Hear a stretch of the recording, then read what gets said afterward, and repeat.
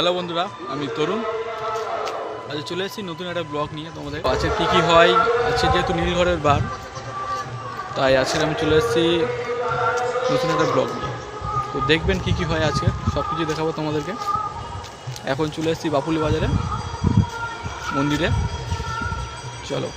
নমস্কার বন্ধুরা, আমি তোমাদের তরুণ। তোমরা সবাই কেমন আছো? আজ আমরা গ্রামের নীলষষ্ঠী উৎসবের প্রাণবন্ত পরিবেশে এসেছি। চৈত্র সংক্রান্তির আগে এই উৎসবকে কেন্দ্র করে গোটা গ্রাম যেন জেগে ওঠে। দেখুন মহিলারা কেমন নিষ্ঠার সাথে মহাদেবের মন্দিরে বাতি দিচ্ছেন, সেই প্রস্তুতিটাই আজ আপনাদের দেখাবো। তো এখান থেকে লাইন স্টার্ট হচ্ছে।